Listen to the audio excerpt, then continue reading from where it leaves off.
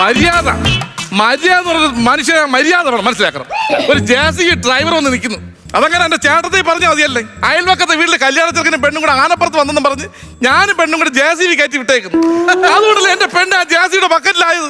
ഞാനിവിടെ തലയിലായി, എന്റെ വീട്ടിൽ വന്നപ്പോ സ്റ്റക്കായി നിൽക്കുന്നു. എന്ത് ചെയ്യൂന്ന് പറ എന്റെ പൊന്നു മോളെ, നീ അവിടെ നില്ലടി, പേടിക്കണ്ടത്. ചേട്ടൻ ഇവിടെ ഉണ്ട്, ചേട്ടൻ ഉണ്ടെന്ന് ഞാനങ്ങാന്നില്ലേ. എടാ ബൈജു, 44 വയസ്സ് വരെ ഈ കണ്ട നാട്ടിലെ വീട് മൊത്തം കേറി ഇറങ്ങി ലഡുവും ജിലേബിയും കഴിച്ച് ഷുഗർ വന്നവനാ. ഇവനെ കട്ടിൽ ഉൾപ്പെടെ ഉറുമ്പ് പിടിച്ചോണ്ട് പോകുന്ന കണ്ടിട്ട് തടഞ്ഞു നിർത്തിയിട്ടാ ഞാൻ ഇവനൊരു കല്യാണം ആക്കി കൊടുത്തത്. ഇപ്പൊ ഇവൻ പറയുന്ന കണ്ടോ? ഇതൊന്നും കേട്ടിട്ട് നിനക്കൊന്നും പറയാനില്ലയോ? ഇപ്പൊ ഞാൻ എന്ത് പറയാൻ പറ്റും? ആലിപ്പഴം പഴുത്തപ്പം കാക്കയ്ക്ക് ആൻഡമാനി ടൂർ പോകണമെന്ന് നടക്കണ കാര്യമാണ്. എടാ, ആ JCBയുടെ മേളിൽ ഇരിക്കുന്നതേ റബ്ബറിന്റെ തൈയല്ല, അവൻ കല്യാണം കഴിച്ചോണ്ട് വന്ന പെൺകൊച്ച. മര്യാദക്ക് അതിനെ ഇറക്കി വിട്ടു. എന്റെ പൊന്ന് ലിസി മേഡം, ഈ പെണ്ണെന്ന് അതിന്റെ മുകളിൽ ഇരിക്കണം പറഞ്ഞു. ഇത് യന്ത്രങ്ങളുടെ ഒരു പ്ലേ ആണ് നടക്കുന്നത് അതിനകത്ത്, മനസ്സിലായില്ലേ? ഈ സാധനം യന്ത്രങ്ങളാണ്, ഇത് നമ്മളെ കൈ നിൽക്കുന്ന കാര്യമല്ല. ഇടോ, ഇത് യന്ത്രങ്ങളുടെ പ്ലേ ഒന്നുമല്ല, തന്റെ കുതന്ത്രം. ഇടോ, ഞാൻ ഈ JCB ബുക്ക് ചെയ്യാൻ വന്നപ്പോ തന്നെ ഞാൻ എന്തോ ചോദിച്ചു, ഇയാൾ വലിയ ഞെളിഞ്ഞെന്ന് പറഞ്ഞ് 12 കല്യാണ ചെറുക്കനെ പെണ്ണിനെ ഇയാൾ കൊണ്ടുവന്നു. എന്നിട്ട് എന്തോടെ എന്റെ വീട്ടിൽ വന്ന് മാത്രം സ്റ്റക്കായി പോയി JCB. എടോ കോട്ടുകാരി, ഞാൻ 12 കല്യാണം നടത്തിയത് തന്നെ. 12 കല്യാണം നടത്തിയപ്പോ ചെറുക്കനും പെണ്ണും എന്റെ വണ്ടി JCB തന്നെ വന്നത്. അവരെന്ന് പറഞ്ഞാൽ അടങ്ങി ഒതുങ്ങി JCBയിൽ ഇരുന്ന് നിങ്ങളെ പോലെ ഞെളിവിരി കൊണ്ടില്ലേ ഇങ്ങനെ പെണ്ണിനെ കണ്ടപ്പോ? അതല്ലേ നിങ്ങൾ ഇനി താഴെ പോകും ഞെളിവിരി കൊണ്ടൊക്കെ. എനിക്ക് തോന്നുന്നത് എവിടെ ഇങ്ങനെ ചവിട്ടിയിട്ടതാണെന്ന് തോന്നുന്നു. ആ പെണ്ണ് ഇങ്ങനെ ചവിട്ടി താഴെ ഇട്ടായിരുന്നു. എടോ, നിശ്ചയം കഴിഞ്ഞ് 3 വർഷം ഞാൻ അവളെ സ്നേഹിച്ച്, അവള് സ്നേഹിച്ചപ്പോ എനിക്ക് സ്നേഹസമ്മാനമായിട്ട് തന്നെന്താറിയാമോ? എന്താ? ഒരു ബാഗ്, എന്റെ പേരെഴുതൊരു ബാഗ്. എന്താ പേരെന്താ? പേര് രതിദേവ്. കേട്ടാ, ഈ ബാഗും കൊണ്ട് ഞാനും ഇവിടെ ഊട്ടി ടൂറ് പോയി. ഒരു നോട്ടം കൊണ്ടോ സ്പർശനം കൊണ്ടോ ഞാൻ അവിടെ ദ്രോഹിച്ചിട്ടില്ല. പിന്നെ ഈ ബാഗ് കൊണ്ട് ഞാനും അവളും കൂടെ മൂന്നാറിൽ പോയി. അപ്പോഴും നോട്ടം കൊണ്ടോ സ്പർശനം കൊണ്ടോ ശല്യം ചെയ്തിട്ടേ ഇല്ല. പിന്നെ ഈ ബാഗും കൊണ്ട് ഞാനും അവളും കൂടെ കാശ്മീരിൽ പോയി. നോട്ടം കൊണ്ടോ സ്പർശനം കൊണ്ടോ ഞാൻ അവളെ ഒന്നും ചെയ്തിട്ടില്ല. പിന്നെന്തോന്ന് ഈ രതിദേവിന്റെ വേഗം കൊണ്ടുപോയത്? മഞ്ഞു ആരിക്കൊണ്ടുവരാനാ കാശ്മീരി? എടാ ബൈജു, ഞാനൊരു കാര്യം പറയട്ടെ, ഇതൊന്നും ശരിയാവാൻ പോകുന്നില്ല. നീ ഒരു കാര്യം ചെയ്യ്, ആ JCBയുടെ മഞ്ഞ ബട്ടണിൽ പിടിച്ചിരിക്കും. മഞ്ഞ ബട്ടണോ? അയ്യോ, മഞ്ഞ ബട്ടണിൽ ഞെക്കാൻ പറ്റത്തില്ല. ആ ഫ്രണ്ട് പോർഷൻ ഇല്ലേ, അതിങ്ങനെ പൊങ്ങി പോകുന്ന സ്വിച്ച് അല്ലേ അത്? എന്നാ പച്ച പിടിച്ചിരിക്കും. അയ്യോ, പച്ചയിൽ ഞെക്കാൻ പറ്റത്തില്ലെന്ന്. നമ്മുടെ പിറകൊച്ച പോർഷൻ ഇല്ലേ, പെങ്കൊച്ചിരിക്കുന്ന അവിടെ കൂടെ പൊങ്ങി പോണേ. ആ അലൂമിനിയം പോലെ ഇരിക്കുന്നില്ല, അതിൽ പിടിച്ചൊന്ന് കറക്കി നോക്കിക്ക്. അയ്യോ, അതിൽ പിടിച്ച് കറക്കാൻ പറ്റത്തില്ല, എന്റെ വയറൊട്ടി പോവും. അത് എന്റെ ഉച്ചക്കുള്ള ഊണ് മാത്രമല്ലേ. നീല ബട്ടണില്ലേ, അതിൽ പിടിച്ചൊന്ന് തിരിച്ചു നോക്കാം. നീല ബട്ടണിൽ പിടിച്ച് ഞെക്കാന്ന് പറഞ്ഞാൽ മൊത്തത്തിൽ പൊങ്ങി പോകുന്നത്. എടാ, തന്റെ JCBയിൽ എല്ലാം പൊങ്ങിപ്പോണ സ്വിച്ച്, താഴെ സ്വിച്ച് ഒന്നും ഇല്ലേ? എന്തോ കാണിക്കുന്നത്? ഞാനിതിപ്പോ എന്ത് ചെയ്യാൻ പറ്റുമെന്ന്? എന്ത് ചെയ്യാൻ പറ്റുന്നു? എന്റെ ടെമ്പർ തെറ്റി നിൽക്കുകയാണ്. ഇവൻ പറയുന്നറിയോ, നിന്റെ ഈ വണ്ടി ഞണ്ടുകാലം വണ്ടിയാണെന്ന്. ഞണ്ടുകാലം വണ്ടി? രണ്ടുകാലം വണ്ടി തന്നെ. നിങ്ങൾ എന്തറിഞ്ഞോണ്ട് പറഞ്ഞത് ഞണ്ടുകാലം വണ്ടി? നിങ്ങൾ എന്തറിഞ്ഞോണ്ടാണ് എന്റെ വണ്ടി ഞണ്ടുകാലം വണ്ടി? രണ്ടുകാലം വണ്ടി. രണ്ടുകാലം വണ്ടിയാ? എന്റെ അച്ഛൻ സ്റ്റീഫന്റെ ഓർമ്മയ്ക്ക് വേണ്ടി ഞാൻ മേടിച്ച വണ്ടി അറിയോ? എന്റെ അച്ഛൻ സ്റ്റീഫന്റെ ഓർമ്മയ്ക്ക്. സ്റ്റീഫന്റെ ഓർമ്മയ്ക്കാ? അച്ഛൻ ഒന്നാമത്തെ മിമിക്രിക്കാരനായിരുന്നു അറിയോ? കുടുംബക്ഷേത്രത്തിൽ ഉത്സവം നടന്നു. ഉടുക്കിന്റെ സൗണ്ട് എടുത്തോണ്ടിരിക്കുകയായിരുന്നു. അന്ന് പരവൂർ ശ്രീധരന്റെ കമ്പം നടക്കുന്നു. ശ്രീധരൻ വന്ന് ഒരു ഒറ്റ അടി സ്റ്റേജിൽ വെച്ച്. അയ്യോ, അതിന് വെടിക്കെട്ടുകാരനെ ഉടുക്കൂട്ടി പേടിക്കുന്നാന്ന് പറഞ്ഞു. നാട്ടുകാരെ മുമ്പ് നാണം കെട്ടില്ല അച്ഛൻ. അങ്ങനെ അന്ന് അച്ഛൻ ബോംബെക്ക് നല്ല വണ്ടി കയറി. കള്ള വണ്ടി കയറി എന്നല്ലേ പറയാം? അതിനുള്ള ബുദ്ധി എന്റെ അച്ഛനില്ല. നേരെ വണ്ടി കയറി. അവിടുന്ന് ചെന്നൈ, എന്നിട്ട് അവിടുന്ന് ഗോവ, എന്നിട്ട് അവിടുന്ന് മഹാരാഷ്ട്ര, എന്നിട്ട് അവിടുന്ന് ഗുജറാത്ത്, എന്നിട്ട് കാല് വയ്യാത്ത എന്റെ അച്ഛനെ നീ എവിടേക്കടായിട്ട് ഓടിക്കുന്ന? നിനക്ക് എന്നിട്ട് വെച്ചോണ്ടിരുന്നാ അന്ന് ഓടിപ്പോയ എന്റെ അച്ഛനെ ഞാൻ അന്വേഷിച്ചില്ല ഇത്ര. എന്നിട്ട് വെച്ച് അപ്പൊ എന്നിട്ട് 44 വയസ്സായി, എന്റെ കല്യാണം നിന്ന് എനിക്ക് മധുരം കഴിക്കുന്ന സമയമായിരുന്നിപ്പ. മധുരം കട്ട് ചെയ്യേണ്ട സമയത്ത് മധുരം കഴിക്കാൻ നിൽക്കുന്ന ഇപ്പൊ 47 വയസ്സായി. പ്രായം കൊണ്ട് പുളിച്ച് തികട്ടിയേണ്ട നിൽക്കുവാണ്. അയ്യേ പൊന്നു ബൈജു, ഞാനൊരു കാര്യം പറയാം. നീ ഇവന്റെ കാര്യം കഥയും കേട്ടോണ്ട് നിന്നിട്ട് കാര്യമില്ല. നമുക്ക് ഫയർഫോഴ്സിനെ വിളിക്കാം. ഫയർഫോഴ്സ് വിളിച്ചിട്ട് കാര്യമുണ്ടോ? അവർക്കുള്ള പണിയില്ലേ ഇത്? അവര് നമ്മളെ നോക്കി പുച്ഛിക്കോ അവര്? എടാ, JCB കയറി കുന്തളിച്ചെന്ന് പറഞ്ഞല്ല അവരെ വിളിക്കുന്നത്. നമുക്ക് ഇവിടെ എന്തെങ്കിലും ചെറിയൊരു തീപിടുത്തം ഉണ്ടായെന്നും പറഞ്ഞ് വിളിക്കാം. അയ്യോ, തീപിടുത്തം പറഞ്ഞ ഫയർഫോഴ്സിനെ വിളിക്കരുത്. അവര് വന്നോണ്ടേ വെള്ളം അടിച്ചു കഴിഞ്ഞാൽ എന്റെ പെണ്ണിന്റെ മേക്കപ്പ് എല്ലാം പോകൂലേ? അവിടുന്ന് പിന്നെ വെള്ളം തെറിച്ച് എന്റെ പുറത്ത് വീഴില്ലേ? എന്റെ പുറത്ത് വെള്ളം വീഴുന്നത് എനിക്ക് ഇഷ്ടമല്ല. ഇവന്റെ പുറത്ത് വെള്ളം വീഴുന്നത് ഇഷ്ടമല്ലെന്ന്. കോരിച്ചൊരിയുന്ന മഴയത്ത് ഇവനും ഇവന്റെ അച്ഛനും കൂടെ പെരക്കകത്ത് കിടന്നുറങ്ങുമ്പം ഗാനമേളയ്ക്ക് ഡ്രം ഡ്രംസ് നിരത്തി വെച്ചേക്കുന്ന പോലെ ചരുവം നിരത്തി വെച്ചേക്കുന്നത്. അതിനകത്ത് രാത്രി കിടന്നുറങ്ങുന്ന സമയത്ത് വായിൽ വെള്ളം വീഴാതിരിക്കാൻ ചരുവം എടുത്ത് വായി വെച്ചോണ്ടാ ഇവന്റെ അച്ഛൻ കിടന്നോണ്ടിരുന്നത്. അന്നവൻ ചോദിച്ചിട്ടില്ല, അച്ഛാ എന്തിനാ ഈ ചരുവം വെച്ചേക്കുന്നതെന്ന്. ഇന്ന് ഈ പെങ്കൊച്ചിന്റെ ദേഹത്ത് ഇച്ചിരി വെള്ളം വീഴുന്നവൻ നിനക്ക് പൊള്ളുന്നുണ്ടല്ലോ. മര്യാദക്ക് എന്റെ പെണ്ണ് ഇറക്കാൻ നോക്കാം നിങ്ങൾ. മര്യാദക്ക് ഞാൻ ഇറക്കാം. ആദ്യം അവരുടെ അടുത്ത് ധൈര്യം ഉണ്ടാന്ന് വരും. ധൈര്യം എന്താന്ന് വരും? മോളെ നിനക്ക് ധൈര്യം ഉണ്ടാ? ധൈര്യം ഉണ്ടെന്ന് നീ പറഞ്ഞ അവൾ അനുസരിക്കോ? ചോദിക്കും.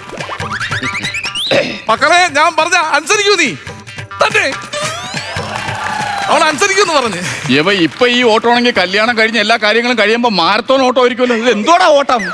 നീ ഇങ്ങനെ ഓടുന്നുണ്ട്. ആ കൊച്ചിനടുത്ത് കാര്യം പോയി ചോദിച്ചാ പോരേടാ. അല്ല അത് പറഞ്ഞ് അവളൊന്ന് ഇറക്കാനുള്ള പരിപാടി ഞാൻ പറഞ്ഞുതരാം. അതുപോലെ നോക്ക്. നീ അവളുടെ അടുത്ത് എന്ന് പറ, ഈ വലതേക്കാല് ചെല്ലടാ ചെന്ന് പറയടാ അവളുടെ അടുത്ത്. മോളെ വലത്തേക്കാല് പറ. വലതേക്കാല് പതുക്കെ ആ മരത്തിനോട് ചേർത്ത് വെക്കാൻ പറ്റുമോ നോക്കിയാണ്. എടീ വലത്തേക്കാല് ആ മരത്തിനോട് ചേർത്ത് ഇങ്ങനെ വെക്കാൻ പറ്റുമോ നോക്കിയാണ്.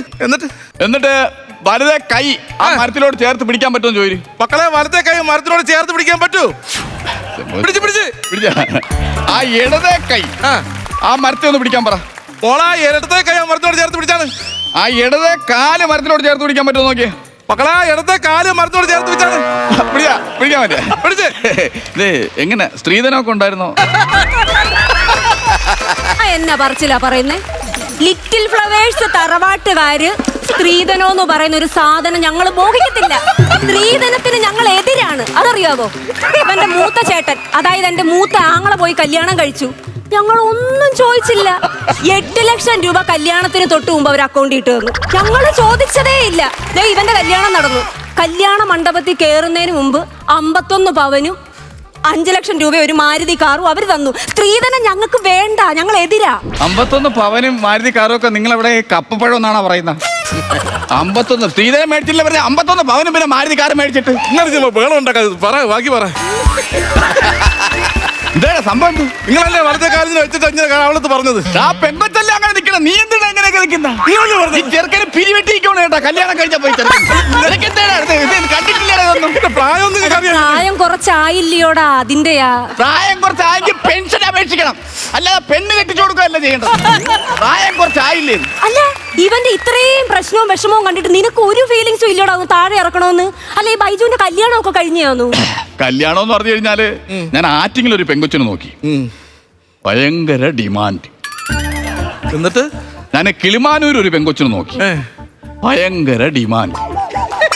ഇവന്റെ പറച്ചിലായിട്ട് ഇവനാണ് ഭയങ്കര ഡിമാൻഡ് എന്ന്. എനിക്ക് ഡിമാൻഡ് ഒന്നുമില്ല, അവർക്കൊരു ഡിമാൻഡ്. നമ്മൾ അവരുടെ ഡിമാൻഡ് മൈൻഡ് ചെയ്യേണ്ട കാര്യം എന്തോന്ന്? ഇവന്റെ ഡിമാൻഡും കണ്ടോണ്ട് നിൽക്കാതെ നീ ആ പെങ്കൊച്ചിനോട് സ്നേഹത്തോടെ പോയി 2 വാക്ക് വല്ലതും പറച്ചല്ലേ.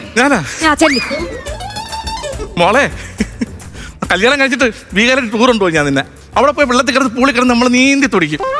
പിന്നെ നിന്റെ കുഞ്ഞമ്മയുടെ വീടില്ലേ മൂന്നാറ്, അവിടെ നമ്മൾ പോകും. പിന്നെ ആ ഭീകാരന് മറ്റേ കൊള്ളിൽ കൂടെ നിരങ്ങിപ്പോണ്ടേ, അത് നിരങ്ങി നമ്മൾ പോകും. അങ്ങനെയുണ്ട്. എടാ, സ്നേഹത്തോടെ 2 വാക്ക് പറയാൻ പറഞ്ഞപ്പോ തുത്തിരി ഒന്ന് കളിക്കുന്നുണ്ടോടാ അവിടെ നിന്നോട്ടവൻ? എന്തുകൊണ്ടാ നീ കാണിക്കുന്നത്? നിങ്ങൾ അവനെ കുറ്റം പറഞ്ഞിട്ട് ഒരു കാര്യമില്ല. അവനെ നിങ്ങളുടെ ഭാഗത്താണ് തെറ്റ്. എന്റെ ഭാഗത്തോ? നിങ്ങളെ ഭാഗത്താണ് തെറ്റെന്നേ ഞാൻ പറയും. എന്റെ ഭാഗത്ത് എന്തോ തെറ്റ്? കൈ പ്ലാസ്റ്റിക് ഇട്ട് കൊടുത്തിട്ട് നാരങ്ങ പിഴിയാൻ പറഞ്ഞാലേ പറ്റൂല ഒരു മനുഷ്യനെ. എടാ, നിനക്ക് എന്റെ സ്വഭാവം അറിയാൻ പാടില്ലാഞ്ഞിട്ടാ. എടാ, ലിറ്റിൽ ഫ്ലവർ തറവാട്ടിലെ ഈ ലിസി ആരാ നിനക്ക് അറിയത്തില്ല? ജർമ്മൻകാരി ആന്നേ ഉള്ളു. മൊത്തത്തിൽ ഞാനൊരു നിനക്ക് അറിഞ്ഞൂടെ എന്നെ? ഇതെന്താ ഇങ്ങനെ സംസാരിക്കും? കൂടുതൽ സംസാരിക്കാൻ നിൽക്കല്ലേ, ബഹളം ഉണ്ടാക്കല്ലേ. എന്താ പേരിന് മാത്രം ജർമ്മനിയുള്ളു. അങ്ങനെയുണ്ടല്ലേ? അങ്ങനെയുണ്ട്. അല്ല, ഞാൻ വേറൊന്നും പറഞ്ഞല്ല.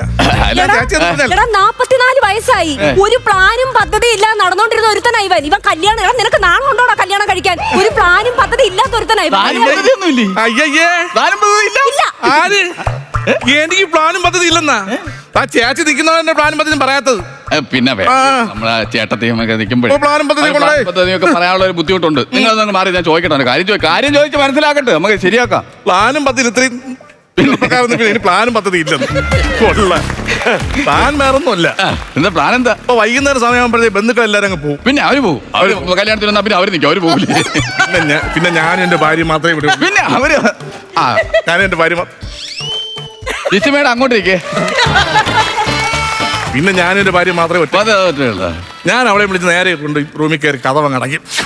ഇത്ര ആൾക്കാർ പോയിരുന്ന വൈകുന്നേരം ഈ സമയത്തൊക്കെ അനത് എന്റെ ഭാര്യ, ഞാൻ ഭർത്താവ്, കുഴപ്പമില്ല.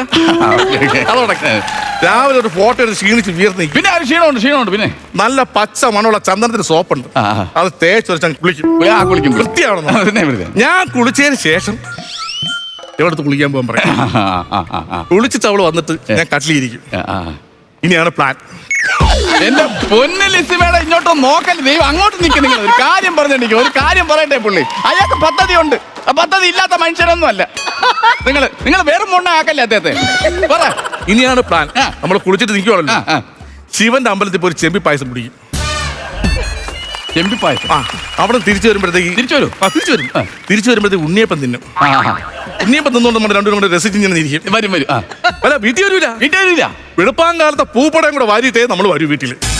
അപ്പൊ രാത്രി ചെമ്പിപ്പായസവും ഉണ്ണിയപ്പവും പൂപ്പട വരും. ഓ, അങ്ങനെ എടാ ബൈജു, എന്തോ ആയടാ അവന്റെ പ്ലാനും പദ്ധതിയൊക്കെ? നിങ്ങളുടെ ഭാഗത്താണ് തെറ്റ്. പുള്ളിക്ക് കല്യാണമൊന്നും വേണ്ടായിരുന്നു. ഈ ചെമ്പിപ്പായസവും പൂപ്പടയും മതിയാണ്. നിങ്ങളുടെ ഭാഗത്താണ് തെറ്റ്. എന്റെ ബൈജു, ഞാനൊരു കാര്യം പറയാം. എന്ത്? ഈ ലിറ്റിൽ ഫ്ലവേഴ്സ് തറവാട്ടിനകത്ത് കുറെ ആചാരവും ചടങ്ങുകളും ഒക്കെ ഉള്ളതാ. ഇത്രേ സമയമായി ഇവിടെ എന്തേലും കാര്യങ്ങൾ നടന്നോ?